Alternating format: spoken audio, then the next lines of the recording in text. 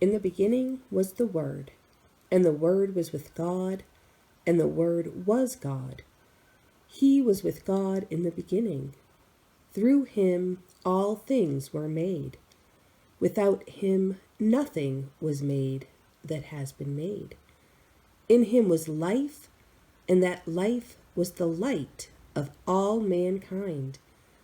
The light shines in the darkness, and the darkness has not overcome it. Perhaps these words sound familiar. On Christmas Eve, we pass the light of Christ from the lit Christ candle. As we pass the light from one to the other, we are reminded of the light of Christ that burns more brightly than any other flame. We ponder the light that shines in the darkness, and we rejoice in the knowledge that nothing can overcome the light of Christ. As we journey away from our Christmas Eve service, we carry the light of Christ with us.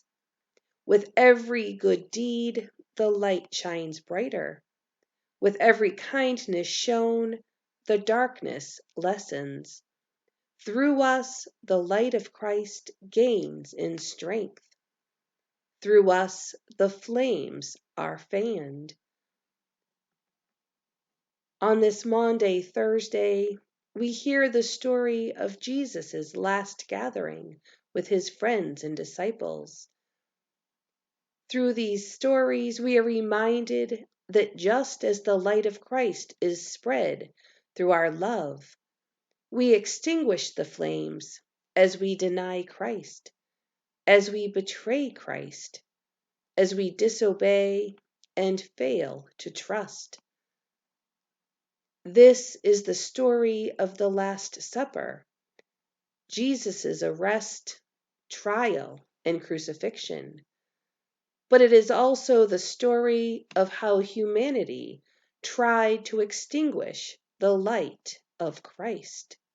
On the first day of the festival of unleavened bread, Jesus was reclining at the table with the 12. And while they were eating, he said, "Truly, I tell you, one of you will betray me." They were very sad and began to say to him one after the other, "Surely you don't mean me, Lord." Jesus replied, "The one who has dipped his hand into the bowl with me will betray me. The Son of Man will go just as it is written about him. But woe to that man who betrays the Son of Man! It would be better for him if he had not been born."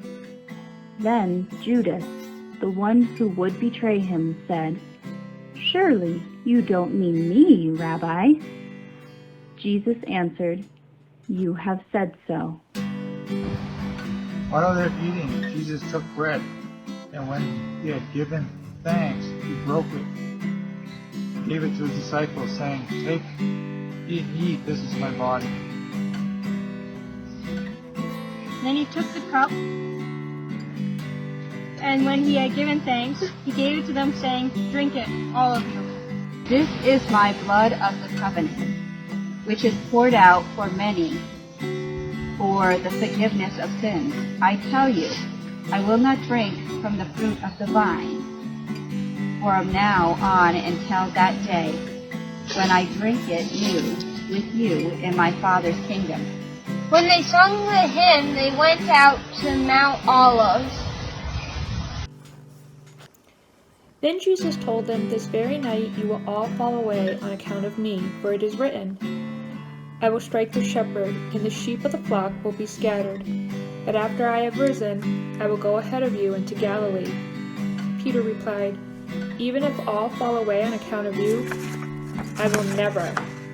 "Truly I tell you," Jesus answered, "this very night before the rooster crows, you will disown me 3 times." But Peter declared, "Even if I have to die with you, I will never disown you." And all the other disciples said the same. Then Jesus went with his disciples to a place called Gethsemane, and he said to them, "Sit here while I go over there and pray." He took Peter and the 2 sons of Zebedee along with him, and he began to be sorrowful and troubled. Then he said to them, "My soul is overwhelmed with sorrow to the point of death. Stay here and keep watch with me." Going a little farther, he fell with his face to the ground and prayed, "My Father, if it is possible, may this cup be taken from me. Yet not as I will, but as you will." Then he returned to his disciples and found them sleeping. "Couldn't you men keep watch with me for 1 hour?" he asked Peter. "Watch and pray so that you will not fall into temptation. The spirit is willing, but the flesh is weak." He went away a second time and prayed, "My Father, if it is not possible for this cup to be taken away unless I drink it, may your will be done." When he came back, he again found them sleeping, because their eyes were heavy. So he left them and went away once more and prayed the third time, saying the same thing. Then he returned to the disciples and said to them, "Are you still sleeping and resting? Look, the hour has come, and the Son of Man is delivered into the hands of sinners. Rise, let us go. Here comes my betrayer." While he was still speaking, Judas, one of the 12, arrived. With him was a large crowd armed with swords and clubs, sent from the chief priests and the elders of the people. Now the betrayer had arranged a signal with them. "The one I kiss is the man. Arrest him." Going at once to Jesus, Judas said, "Greetings, Rabbi," and kissed him. Jesus replied, "Do what you came for, friend." Then the men stepped forward, seized Jesus, and arrested him. With that, one of Jesus' companions reached for his sword, drew it out, and struck the servant of the high priest, cutting off his ear. "Put your sword back in its place," Jesus said to him, "for all who draw the sword will die by the sword. Do you think I cannot call on my Father, and he will at once put at my disposal more than 12 legions of angels? But how then would the scriptures be fulfilled that say it must happen in this way?" In that hour, Jesus said to the crowd, "Am I leading a rebellion that you have come out with swords and clubs to capture me? Every day I sat in the temple courts teaching, and you did not arrest me. But this has all taken place that the writings of the prophets might be fulfilled." Then all the disciples deserted him and fled. Those who had arrested Jesus took him to Caiaphas, the high priest, where the teachers of the law and the elders had assembled. But Peter followed him at a distance, right up to the courtyard of the high priest. He entered and sat down with the guards to see the outcome. The chief priests and the whole of Sanhedrin were looking for false evidence against Jesus so that they could put him to death, but they did not find any, though many false witnesses came forward. Finally, 2 came forward and declared, "This fellow said, I am able to destroy the temple of God and rebuild it in 3 days. Then the high priest stood and said to Jesus, "Are you not going to answer? What is this testimony that these men are bringing against you?" But Jesus remained silent. The high priest said to him, "I charge you under oath by the living God. Tell us if you are the Messiah, the Son of God." "You have said so," Jesus replied. But I say to all of you, from now on you will see the Son of Man sitting at the right hand of the Mighty One and coming on the clouds of heaven." Then the high priest tore his clothes and said, "He has spoken blasphemy. Why do we need any more witnesses? Look, now you have heard the blasphemy. What do you think?" "He is worthy of death," they answered. Then they spit in his face and struck him with their fists. Others slapped him and said, "Prophesy to us, Messiah. Who hit you?" Peter was sitting out in the courtyard, and a servant girl came to him. "You also were with Jesus of Galilee," she said. But he denied it before them all. "I don't know what you're talking about," he said. Then he went out to the gateway, where another servant girl saw him, and said to the people there, "This fellow was with Jesus of Nazareth." He denied it again with an oath. "I don't know the man." After a little while, those standing there went up to Peter and said, "Surely you are one of them. Your accent gives you away." Then he began to call down curses, and he swore to them, "I don't know the man." Immediately a rooster crowed. Then Peter remembered the word Jesus had spoken, "Before the rooster crows, you will disown me 3 times." And he went outside and wept bitterly.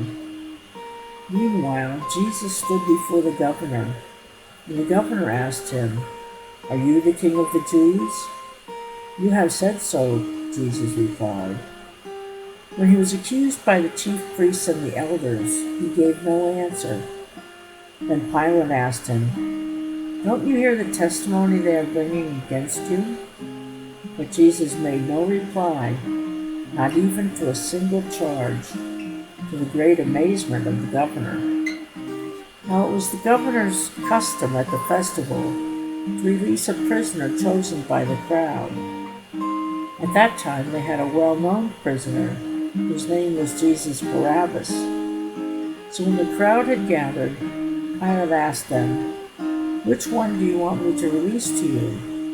Jesus Barabbas, or Jesus who is called the Messiah?" "Barabbas," they answered. "What shall I do then with Jesus who is called the Messiah?" Pilate asked. They all answered, "Crucify him."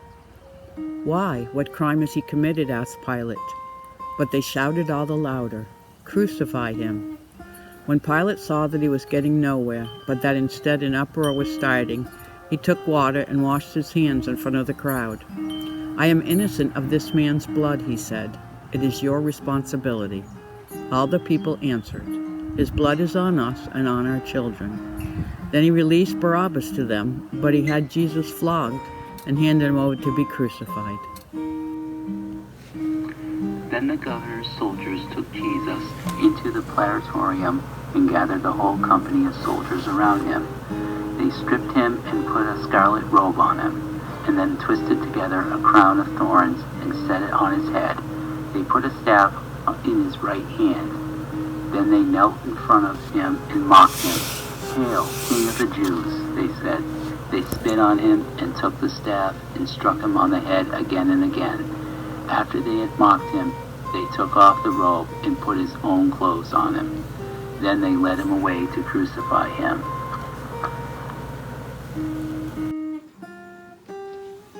In the beginning was the Word, and the Word was with God, and the Word was God. He was in the beginning with God. All things were made through him, and without him was not anything made that was made.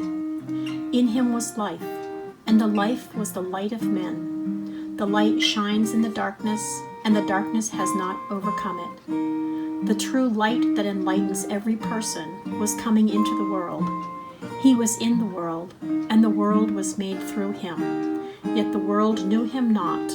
He came to his own home, and his own people received him not. Were you there when they crucified my Lord? Were you there when they crucified my Lord? Sometimes it causes me to tremble, tremble, tremble. Were you there when they crucified my Lord? Were you there when they nailed him to the cross?